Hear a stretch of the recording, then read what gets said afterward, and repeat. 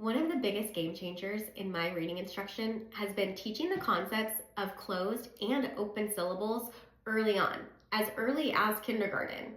Already in kindergarten, we've all agreed that kids should exit kindergarten knowing how to read words with this pattern: consonant, vowel, consonant.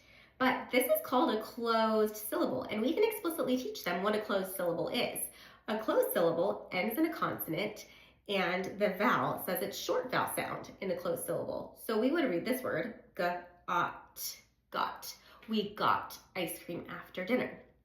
But we could also start explicitly teaching them at some point in kindergarten that when we take this consonant away, now this syllable ends in a vowel. We call this an open syllable. And in open syllables, the vowel gets to say its name. So we would read this, go. We will go get ice cream after dinner. What's really powerful about this is that a lot of times in kindergarten, we will give students sight words to just memorize, when really, if we explicitly teach them what an open syllable is, so those words like go, me, we, which we will often see as sight words for them, they're actually decodable once we explicitly teach them what an open syllable is.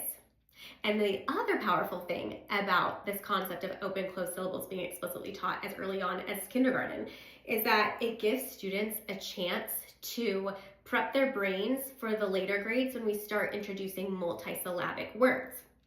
So for example, if I'm using the blending board, a lot of times, let's say this syllable pops up on the board.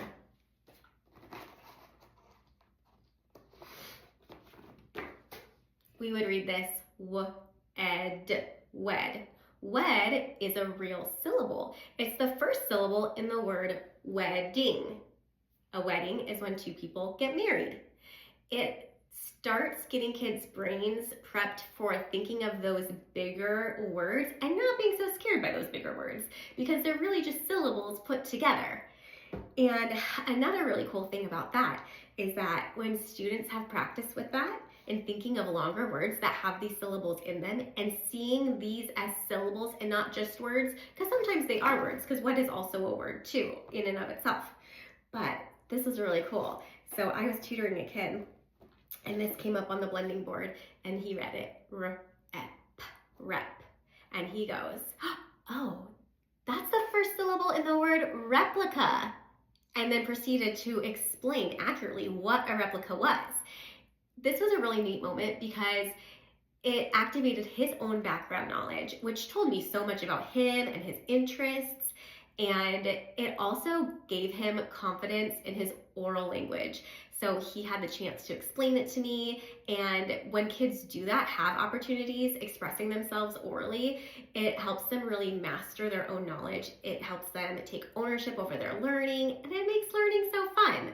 So there are many reasons that I would say it is important and advantageous even to start teaching the concepts of closed and open syllables as early as kindergarten.